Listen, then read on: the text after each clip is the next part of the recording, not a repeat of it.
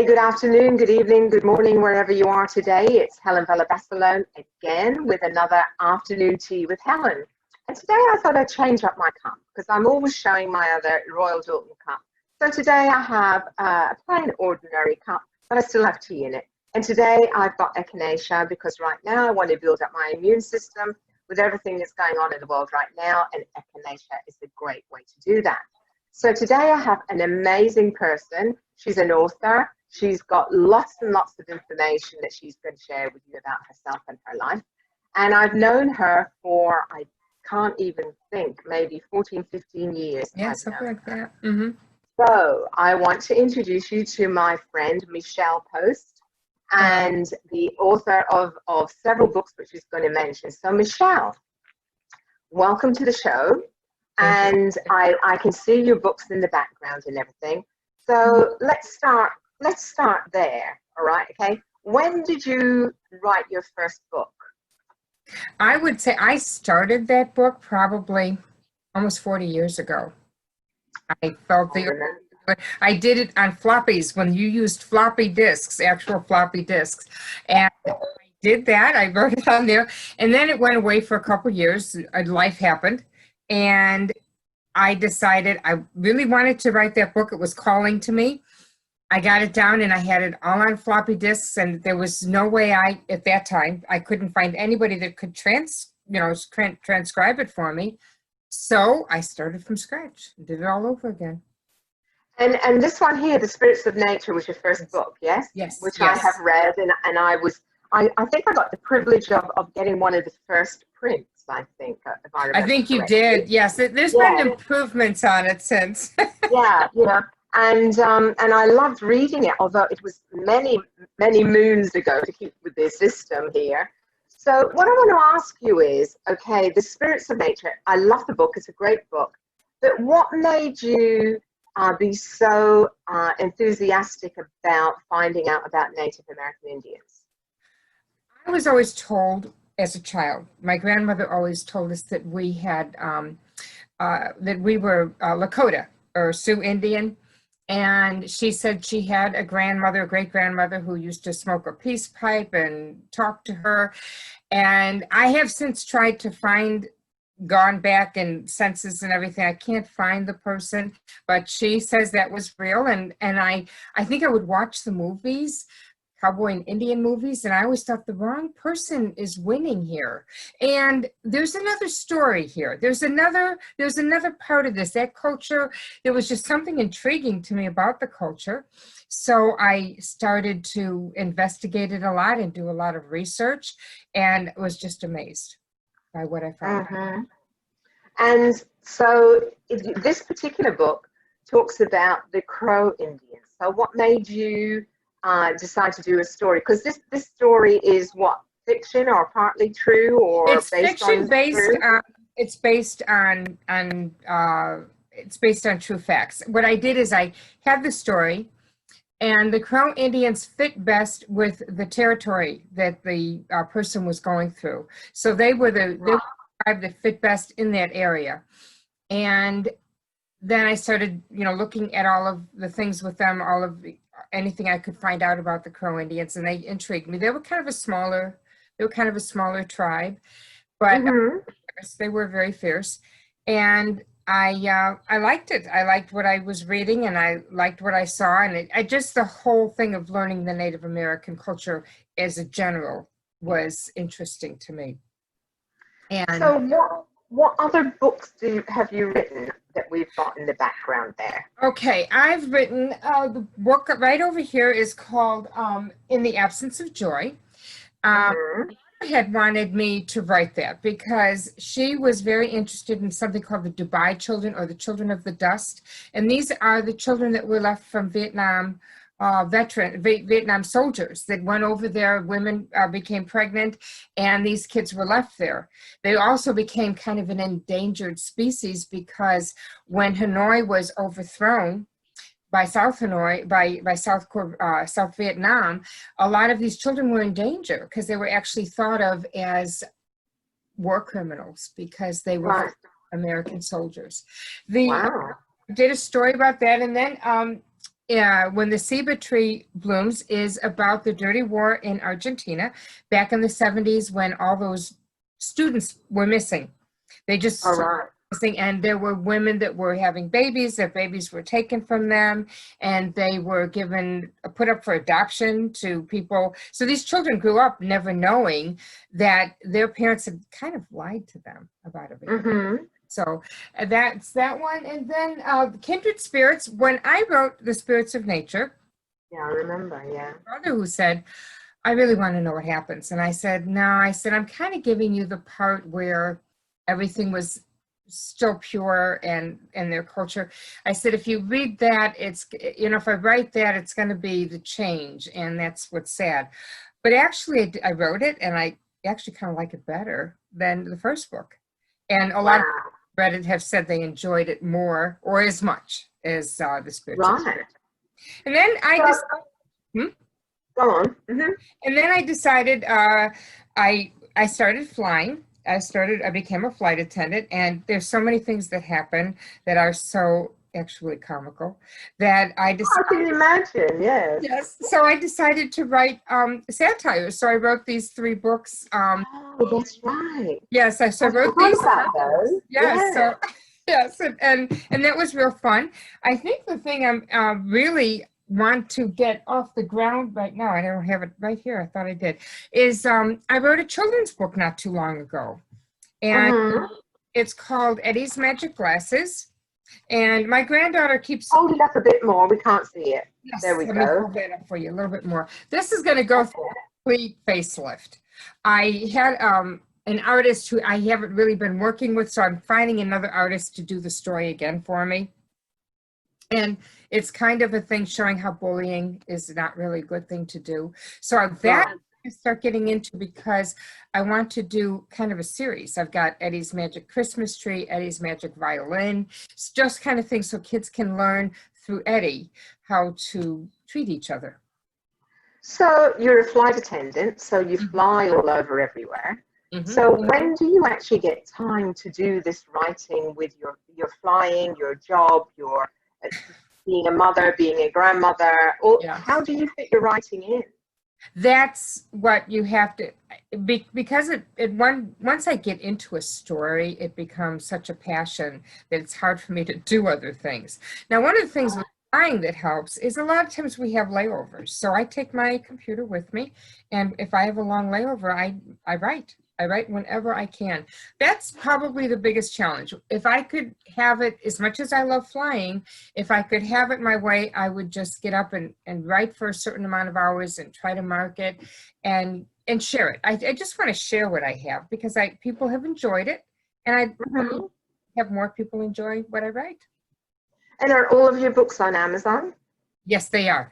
Yes, they are. Okay, great. So your link will be below so people can find your books. That's no problem at all. So being a flight attendant then, and you've written some books about all the funny things that happen on flights, which I'm sure, I want you to, because you've shared a post once before, which really hit home to me, and I think it was 2 or 3 years ago, where you were explaining that a flight attendant is not an air hostess. She's not a waitress, right? Okay. So tell us what you have to do to be a flight attendant. A lot. You go through several weeks of training, and it's give you an idea. It's like trying to take a sip of water from an open fire hydrant. There's just so much information you get at one time. A lot of people don't pass. I feel really bad when that happens, but a lot of people don't make it through. We spend very little, maybe an afternoon on service. That's it. The rest is all safety, the equipment, what to do. We also have first aid, how to, and especially since 9/11, they're doing a lot more training, defensive training. So if something happens on a plane, you're a little more better prepared for that. So a lot more to it. I've noticed the last time I flew and the time before, I noticed how, the cockpits are now got codes on them before you can get in. And I noticed when the captain or one of the pilots come out to go to the bathroom, they put the carts in front of there so nobody can walk past there. So, and I'm assuming that's because, okay, here's a piece of defense. So if someone is coming, they've got to get past the carts and all that sort of stuff first. Mm-hmm, Yeah, you know. mm-hmm. So there's more to it. You know, you're keeping all of the people on the plane safe and secure. You're not just there to serve them water and alcohol and peanuts. You know, because a lot of people don't understand how much training that you have to go through to keep us safe when we're flying. Yeah, and that's the main concern. I'm always watching to see what someone's doing. If someone wants to go into the cockpit and take pictures, although everything's on the internet, it's still odd. And you watch for things. We did have a flight attendant that found, finally, Frontier, who I'm with, is focusing on trafficking, human trafficking, which is wonderful. Oh, good. Especially being a low-cost carrier, that's a breeding ground right there for that type of thing. Right. There have been flight attendants that have caught that because something seems odd, something doesn't, and they've turned people in, and so it's really great. It's good. It's good. So what else? What are some of the things that you live by? You've gone through a lot in your life, and you know you're a mother, a grandmother, flight attendant, an author. You've moved around America, living in different places. What keeps you getting up in the morning? What is it that motivates you? You know, it's funny you say that because I really think that's where people, when they retire, have a hard time. You need a purpose. And I think right now I just moved about 1.5 miles away from my son. And so I've been helping them a little bit because they're both working, and if they end up late at work, I can go pick up the kids. Now I can't always do that, but yeah, I think you need a purpose, and I do. That's what I love when I'm really into writing a book. It's like I can't wait to get up and do it. Can't wait to do it again. Get back to writing. So, yeah, you need to have a purpose. You need to have something you're doing, and I try to the night before think, okay, what's tomorrow? So when you get up, you've got that in your mind. Right. Okay. And having a purpose, and I when I'm coaching my clients, that's exactly what I'm saying as well, is to plan beforehand so that when you do wake up, you know you've got a plan, as opposed to waking up going, what am I going to do today? And that's usually the backward spiral. You know, usually if you know what you're going to do, then, like you said, you've got a purpose. And even if that purpose is just, you know, changing the bed or doing the laundry or whatever it is, or whether you're the CEO of a big corporation, it's still the same thing. You still need to have a purpose for getting up. Definitely. You know? Yeah. Ooh, and I knock everything over here. Yeah. You know why? I'm so used to leaning on here. I changed my format today, and I went to lean. Nearly. I like the cup. I like the cup a lot. Yes, that's my English one that I usually drink out of, which is sitting on a book that's 100 years old. You know, so it's a little bit of a challenge there. Oh, I got you. So what is one of the funniest things that you can repeat to a general audience? Oh, now you just ruined it. No, I know, because I know some of the stories that you can repeat to a general audience that you've come across when flying. Oh my gosh, there's so many. I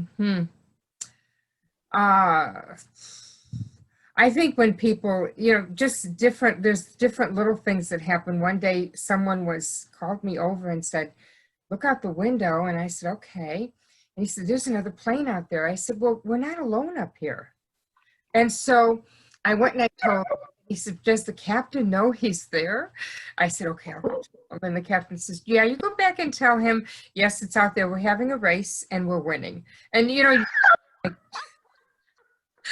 people say, do they really think we're all alone up there? I mean, it's so funny. But people do. Or they say, am I going to make my connection? And when are we going to land? And, you know, that kind of. Trying to think of an actual story that would really, oh, here's one.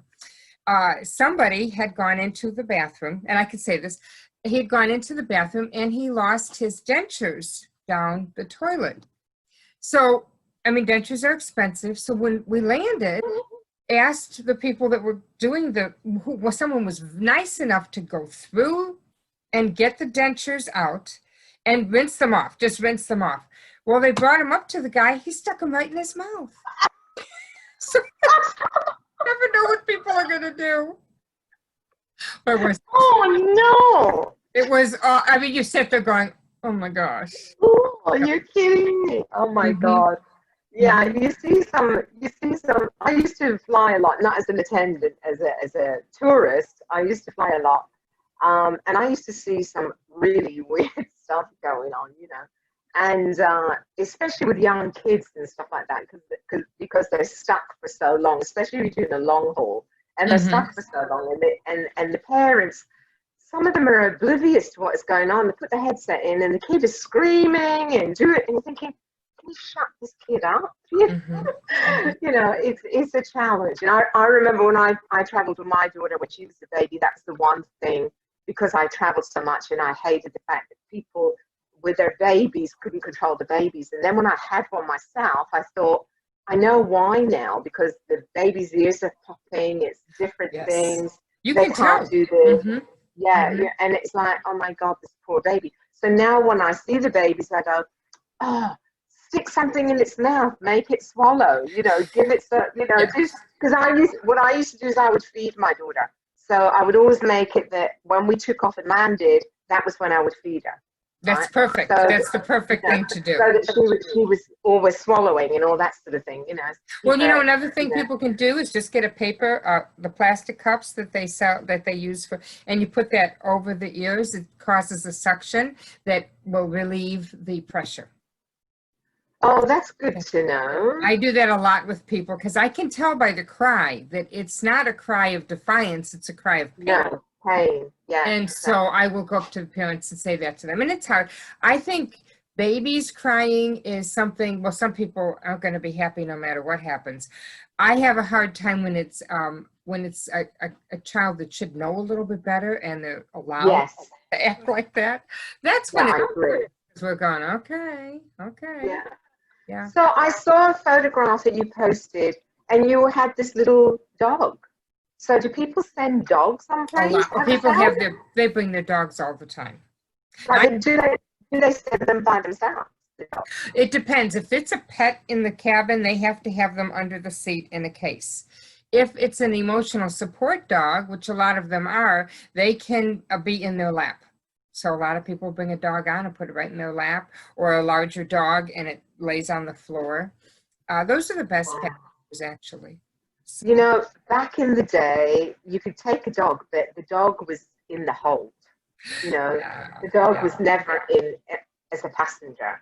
And now I see people travel with dogs, and I go, oh my God, they allow dogs now, you know, which is good for if you've got a pet and you're going away for a while, you know, like we're in Florida here, so we get a lot of snowbirds and things. So if you're coming down here for a few months, you want to take your dog with you, or your cat or whatever, you know. So it's a good thing, as long as, you know, my daughter went to London. My daughter lives in London now, and she took her dog with her, and her dog is a support dog, and she was on a 9-hour flight, you know, and I often wonder how the dogs managed that.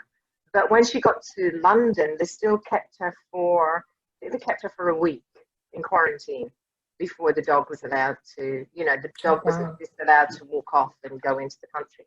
The dog had to stay a week. Whereas back in the day, it was 6 months. You know, was it really? Yeah, it was back in the day. Yeah. That's a long time. Oh, Michelle, it's been great talking to you. Yes, and thank you for this opportunity. And I love the fact that you're still writing and you're doing everything. And I'm going to read all of your books because I love your style of writing, and I've read them already. Thank you. I want to read the newer ones that I haven't got. So Michelle's details are going to be underneath, her Amazon link, her link to her website, all that sort of stuff. Check it out, because it's got, although they're fictional, they're based on true stories. Yeah. So it's always good to get to know things. We're always learning things, and I love to learn things. So thank you all for listening again. Thank you. Subscribe to the channel, comment and share, and check Michelle's details out as well. And I will see you next time with Afternoon Tea with Helen. Thank you so